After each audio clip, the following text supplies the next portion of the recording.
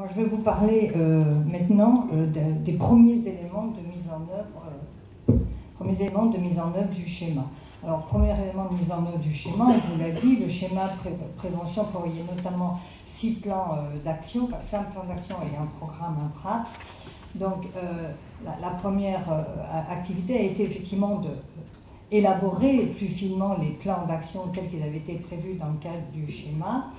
Et puis, dès la fin 2011, de lancer la campagne de mise en œuvre de ce nouveau dispositif.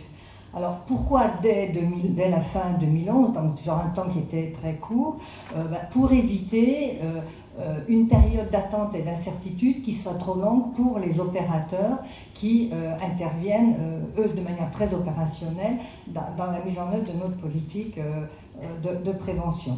Donc nous avons lancé un appel à projet pour chacun des 6 plans d'action ou programmes.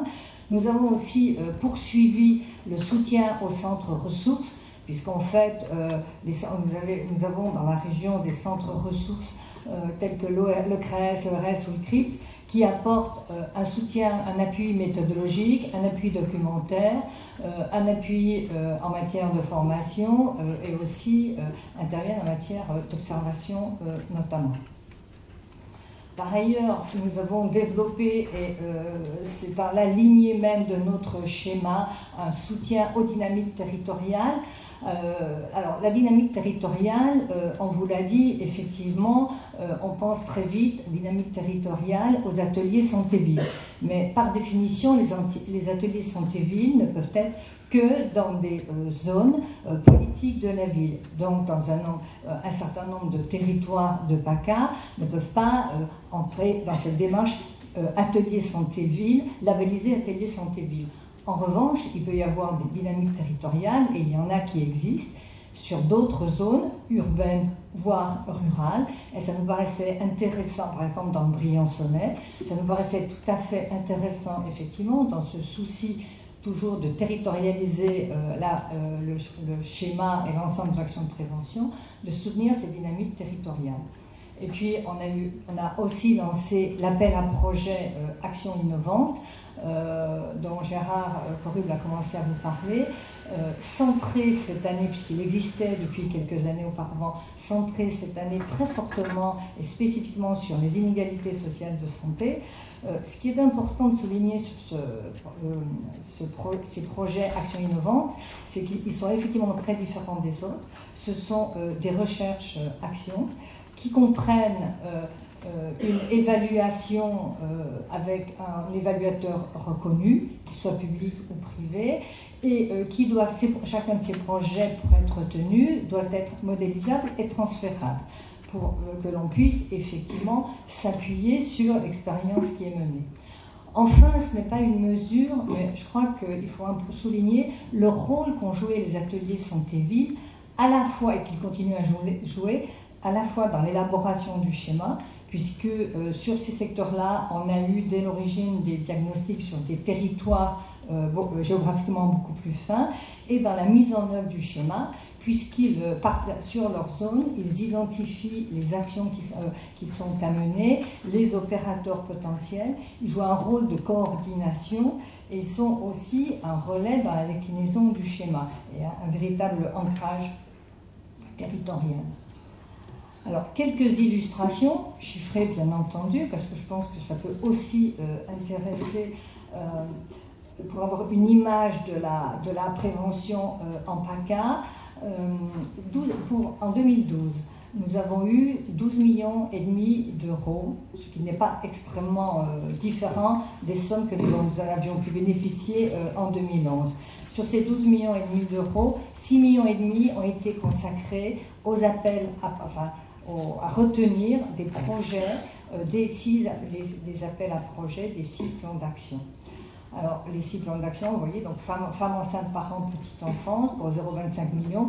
Alors, le programme qui, effectivement, bénéficie du plus grand nombre d'actions et des sommes les plus importantes, ce n'est pas surprenant, c'est le PRAPS, puisque PACA est une région très marquée par la précarité et donc les inégalités sociales de santé, et que le PRAPS est un programme spécifiquement, on vous en a parlé, à destination des personnes les plus vulnérables et les plus précaires. Ça représente 451 actions qui ont été portées par 214 opérateurs. Sachant qu'un opérateur peut avoir plusieurs actions dans un même plan ou dans différents plans. Deuxième élément que il me semblait intéressant de vous souligner, on vous l'a dit, PACA a des grandes villes, mais on a aussi des zones rurales avec des spécificités et des problématiques, et notamment la question des déserts médicaux et quelquefois du faible nombre d'opérateurs qui sont dans ces secteurs. Donc j'ai choisi deux projets qui ont été retenus en 2012, qui étaient des projets totalement nouveaux, qui n'existaient pas auparavant, qui sont portés par des hôpitaux locaux. Donc hôpitaux locaux pour la raison dont on vient de vous dire. D'autre part, ces deux exemples, je les ai retenus parce que le sous-thème du thème de la journée aujourd'hui, c'est développer une culture de la prévention tout au long des âges de la vie. Et donc le premier projet porte toutes les bulles de la vie, sur les femmes enceintes et la petite enfance, et le deuxième projet sur la prévention, sur le bien vieillir. Alors, l'originalité de ces projets, l'un et l'autre, c'est qu'ils sont effectivement portés par le Gabriel par exemple, portés par un hôpital, mais en total partenariat avec travaille véritablement avec les professionnels de santé libéraux du secteur. Donc on voit bien là une action qui est menée avec à la fois des professionnels de l'hôpital et des professionnels libéraux, alors sur un thème qui ne surprend pas pour le plan d'action femmes enceintes, parents, petite enfance. L'objectif est de promouvoir une alimentation suffisante et équilibrée et une activité physique adaptée. On sait que l'alimentation, la nutrition est un déterminant majeur, que cette période de l'âge est aussi une période fondamentale. Il y a un deuxième axe qui est la prévention des accidents de la vie courante à 0-10 ans. Je crois que ce qui est important à souligner, qui est d'autant plus important pour nous, c'est que Riez et les environs de Riez sont un territoire qui était très prioritaire, notamment pour ce plan, puisque très marqué par la pauvreté, et notamment la commune de Riez est extrêmement marquée par la pauvreté infantile, puisque plus de 45% d'enfants de la commune de Riez habitent dans une famille pauvre. Pour l'exemple de Josier, l'objectif était de renforcer l'offre de prévention au bénéfice des personnes vieillissantes. Il va rappeler que le plan la prévention du vieillissement commence à 55 ans. Donc pour ces personnes vieillissantes vivant à domicile et pour favoriser le bien vieillir dans l'ensemble de la vallée de l'Ubaye. Alors là aussi, c'est à la fois du personnel de l'hôpital qui intervient et du personnel d'une association.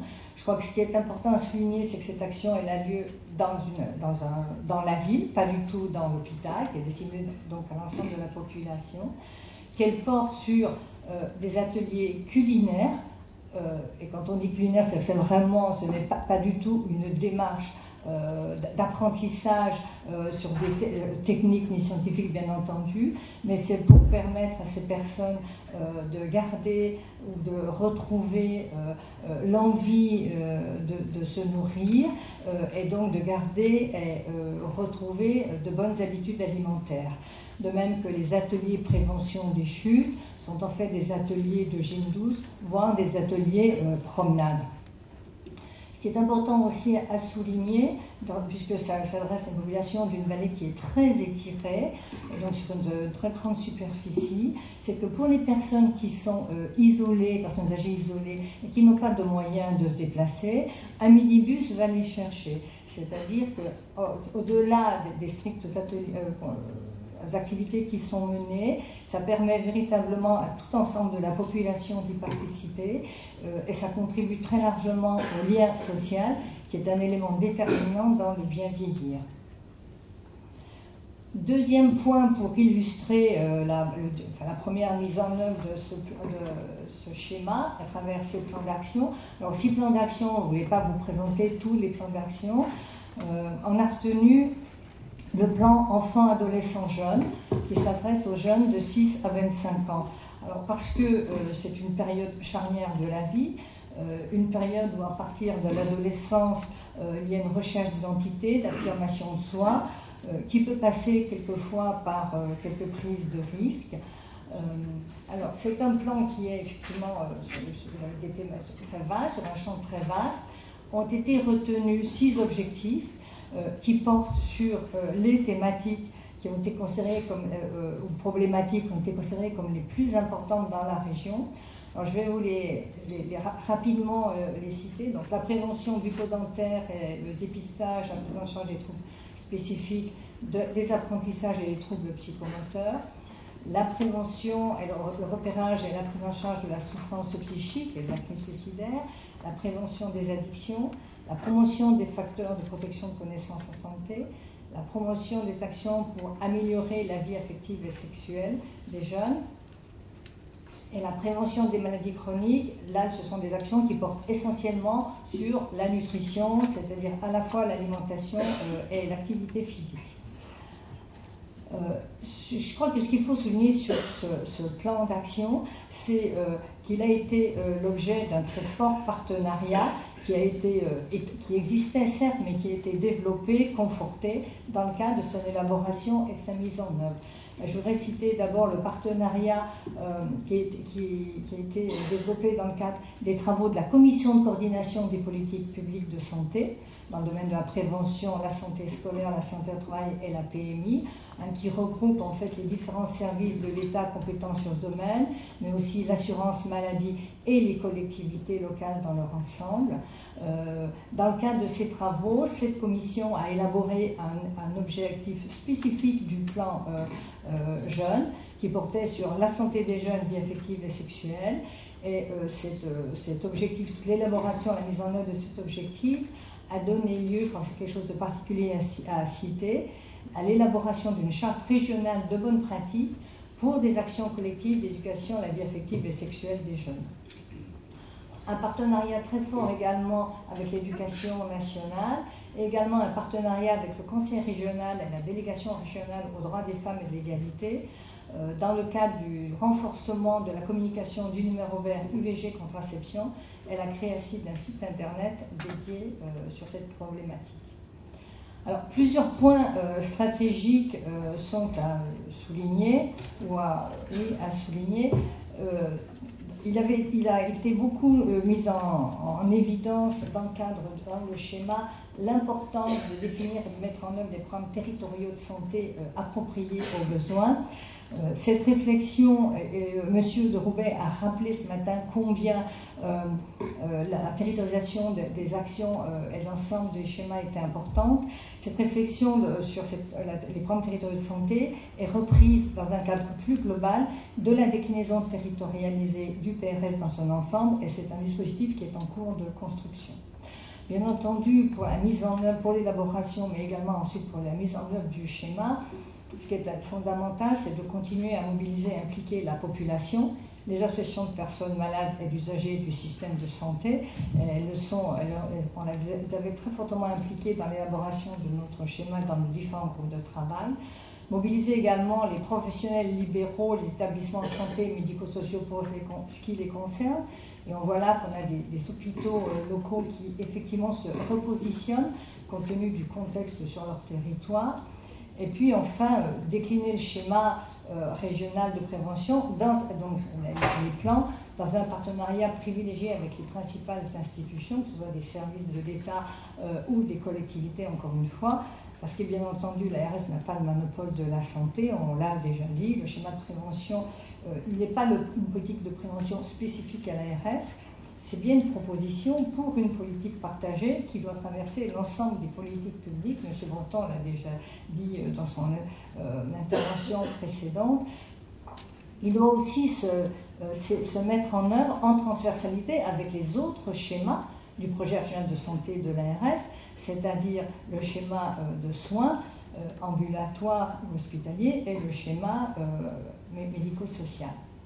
Enfin, je terminerai par les limites, on est quand même très conscient des limites. D'abord, un contexte budgétaire très contraint, voilà. Donc il faudra trouver les solutions et rechercher les meilleures réponses possibles. Une approche populationnelle qui est un choix qui a été fait dans le schéma, le choix d'avoir des programmes, uniquement des programmes populationnels, alors qu'auparavant il y avait aussi des programmes pas déterminants. La limite, c'est qu'il a constitué un changement important qui a nécessité un temps d'adaptation, notamment pour les opérateurs, et alors que le calendrier pour mettre en œuvre ce premier appel à projet était quand même très limité, et nous sommes bien conscients, nous avons essayé de tout faire pour faciliter ce changement et ce passage, mais nous avons bien conscience aussi que les opérateurs et l'ensemble des acteurs ont dû faire un effort important pour permettre une bonne mise en œuvre de cette première année de nouveau plan d'action. Les inégalités sociales de santé, on a dit qu'elles étaient le fil conducteur de notre PRS et donc du schéma, compte tenu notamment de la situation de notre région. Mais c'est un concept quand même qui est complète, multidimensionnel, et il faut bien le reconnaître, encore mal adapté à la fois par les institutions et par les acteurs. Et enfin, dernière limite, la difficulté que l'on a à surmonter et qui est de mettre en œuvre les interventions décloisonnées, c'est-à-dire avec un travail intersectoriel, avec un ancrage territorial fort, ce qui suppose une ingénierie locale, donc là aussi, des changements de mentalité, mais aussi des moyens humains et financiers. Je vous remercie. Merci beaucoup.